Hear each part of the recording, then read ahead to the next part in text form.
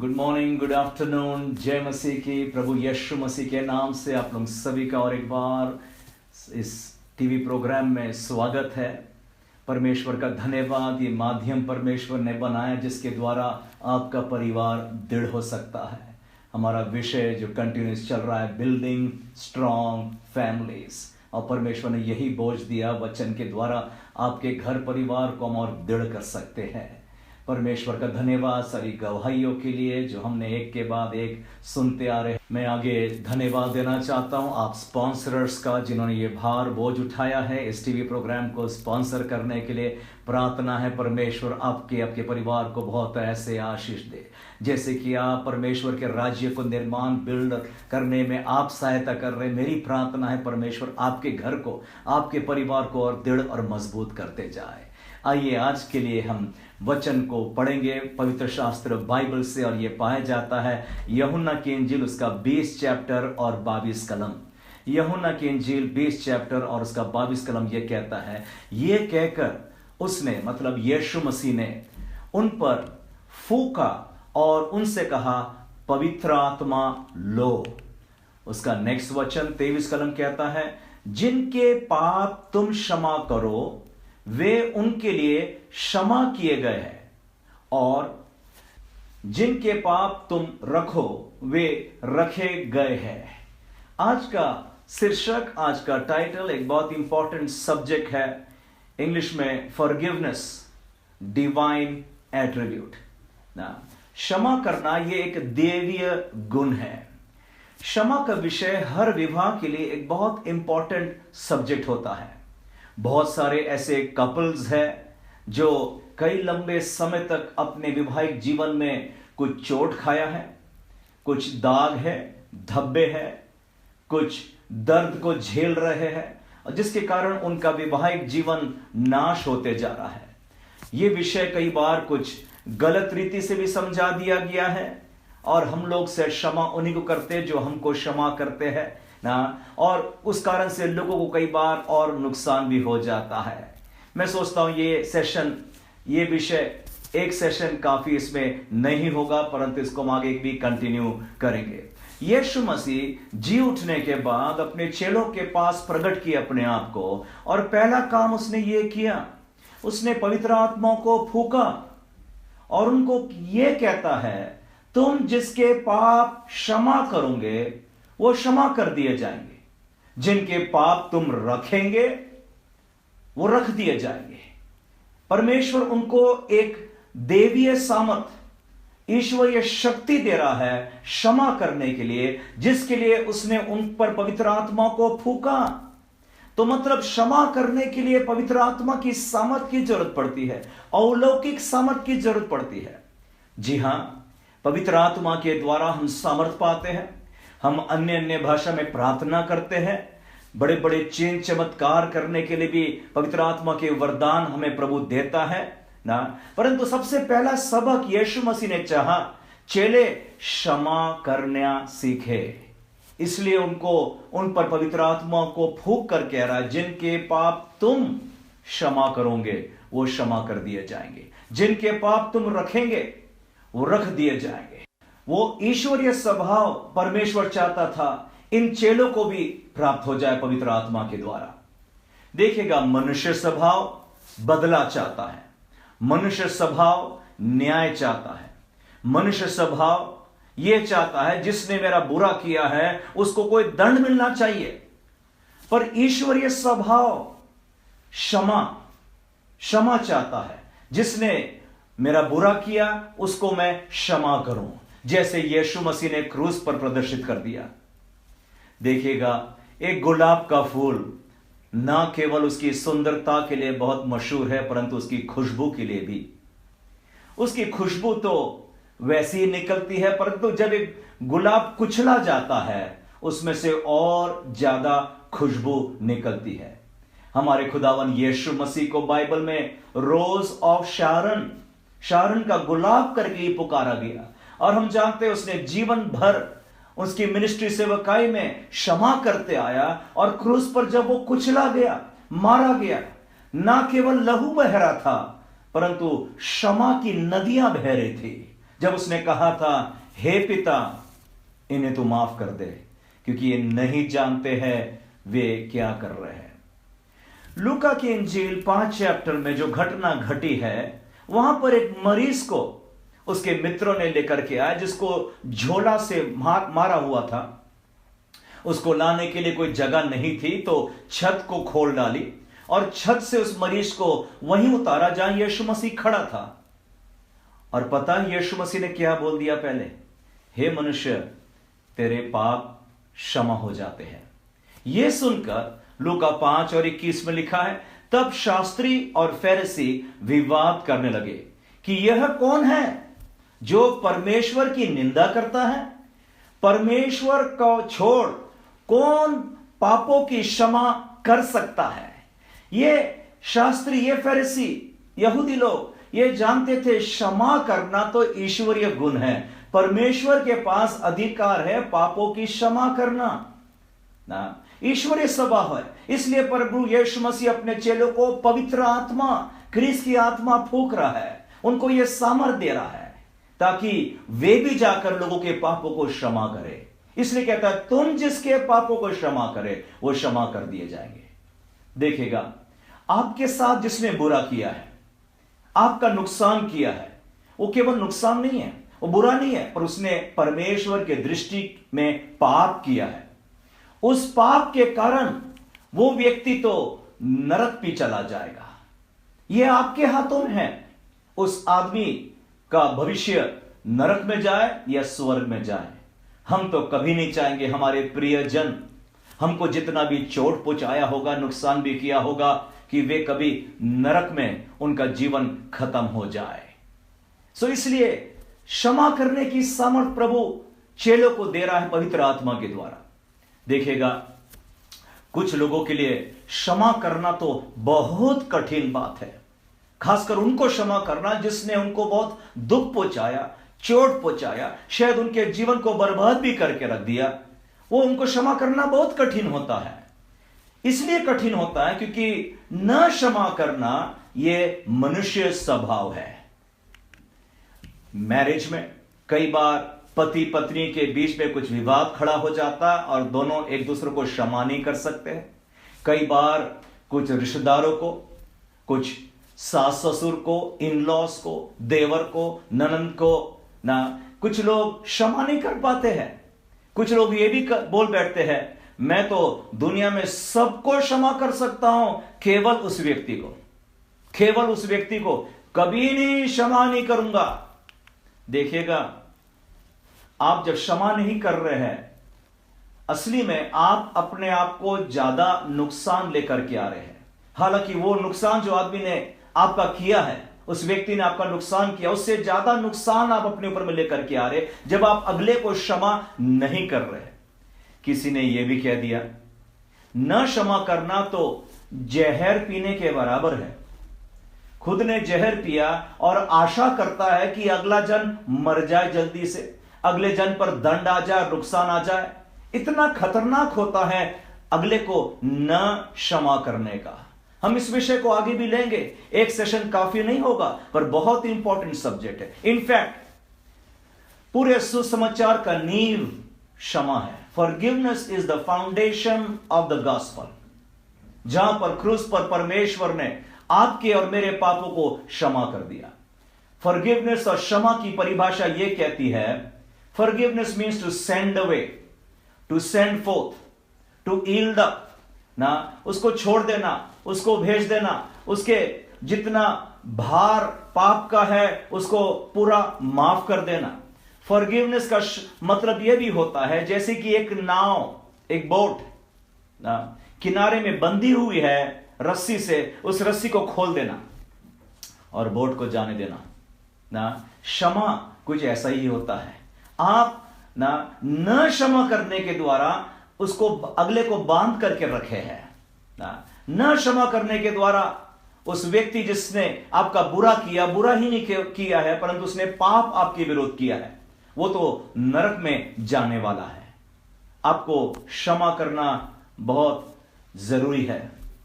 क्षमा करना यह एक ईश्वरीय स्वभाव है, ईश्वरीय गुण है। क्षमा करना एक विकल्प, एक ऑप्शन नहीं है, ये मांगनी है, ये मैंडेटरी है, ये कंपलसरी है। परमेश्वर पिता ने चाहा है कि हम एक दूसरों के पापों को क्षमा करें। यह क्षमा करना ईश्वरीय स्वभाव है। दूसरा पत्रस पहला चैप्टर 4 कलम में लिखा है। दूसरा पत्रस पहला चैप्टर 4 कलम पत्रस लिखता है, जिनके द्वारा उसने हमें बहुमूल्य और बहुत ही बड़ी प्रतिज्ञा दी है, ताकि इनके द्वारा तुम उस सड़ाहट से छूटकर जो संसार में बुरी अभिलाषाओं से होती है, ईश्वरीय स्वभाव के संभागी हो जाओ। पत्रस कह रहा है हम ईश्वरीय स्वभाव को पहन ले। हम लोग वो संसार के सड़ाहट से छूटकर, देखो मनुष्य का स्वभाव, संसार का स्वभाव वो अलग है, ईश्वरीय स्वभाव अलग है। बाइबल कह रही है कि हमने ईश्वरीय स्वभाव को पहन लेना है।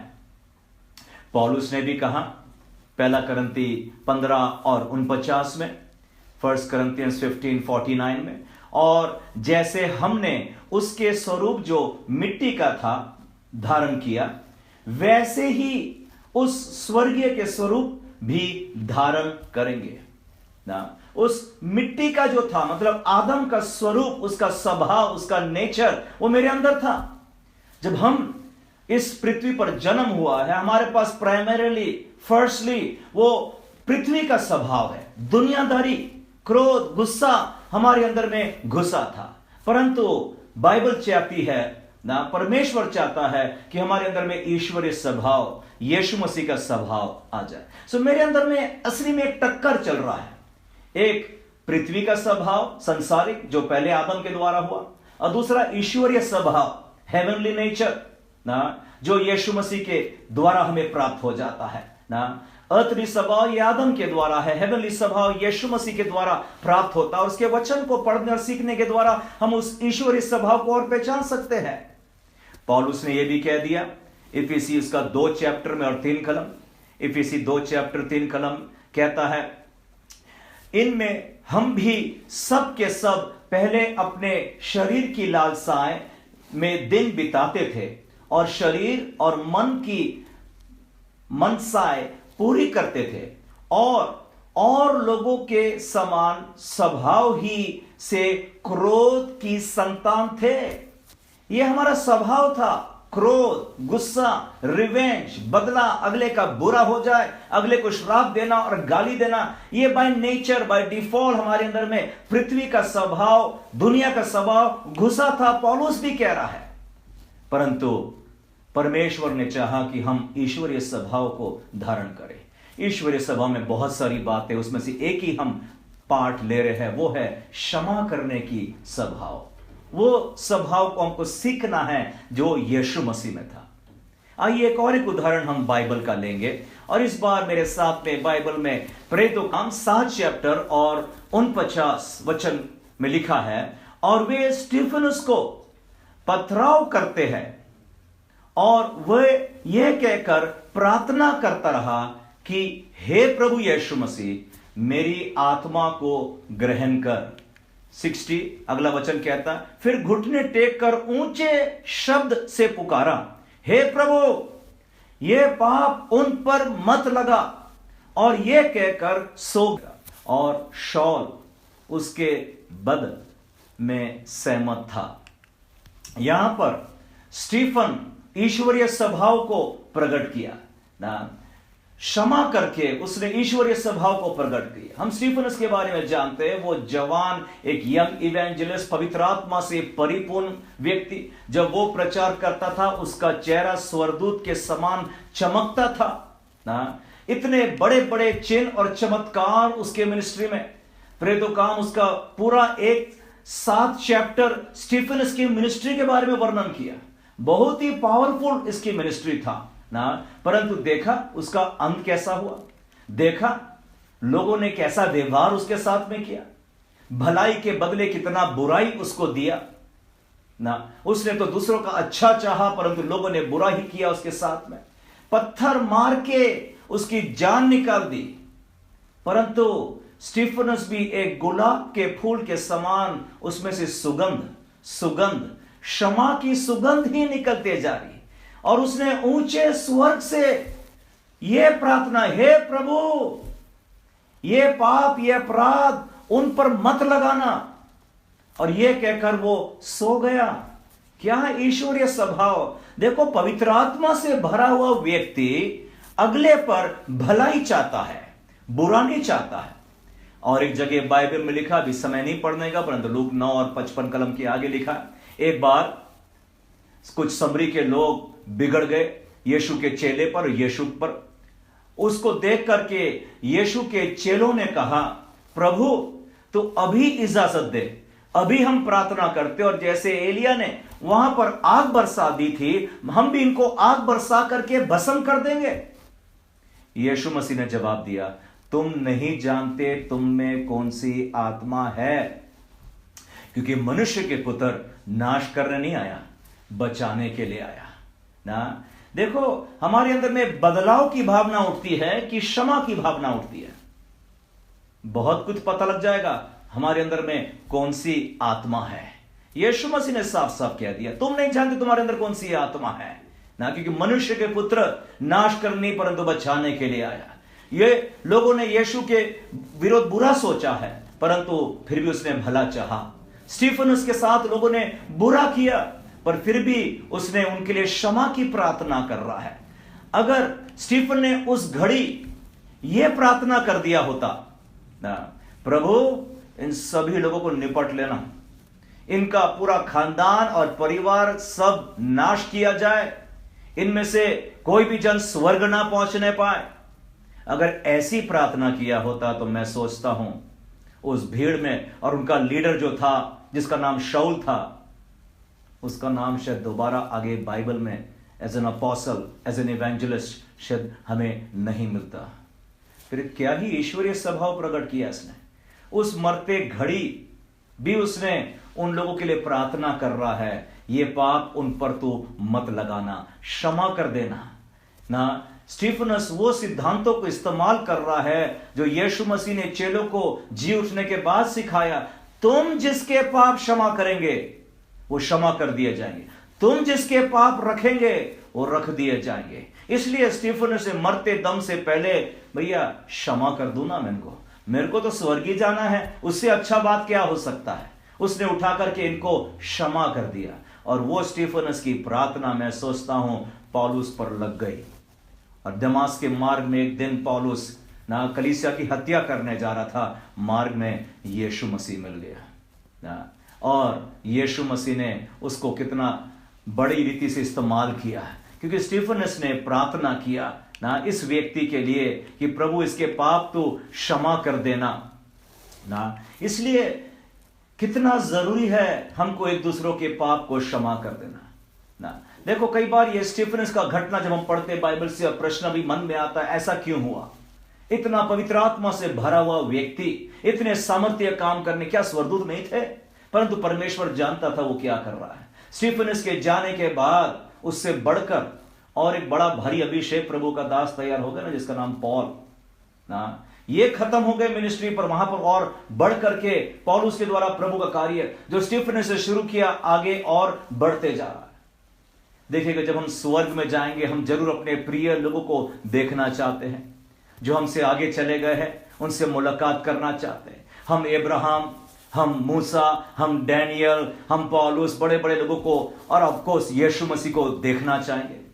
पर मैं सोचता हूं जब पौल स्वर्ग पहुंचा होगा, जरूर ये सारे लोगों से देखने के आगे और बजाय वो चाहता होगा, वो कहां है, वो कहां है जिसने मुझको उस दिन क्षमा कर दिया था, वो कहां है जिसने ये प्रार्थना किया था, ये पाप का दंड इस पर मत लगाना प्रभु।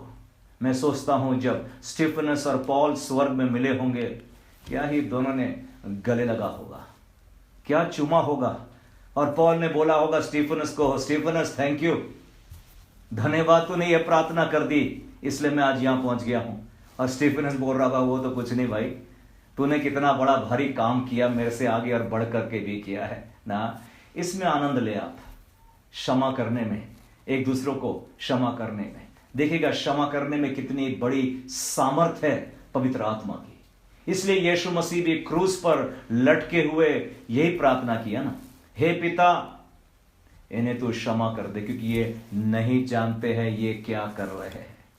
अगर उस समय यीशु मसीह ने दूसरी प्रार्थना किया होता, ईश्वरीय स्वभाव के बजाय मनुष्य स्वभाव को प्रकट किया होता, तो मैं तो नहीं सोच रहा आज आप और मैं यहां खड़े होते।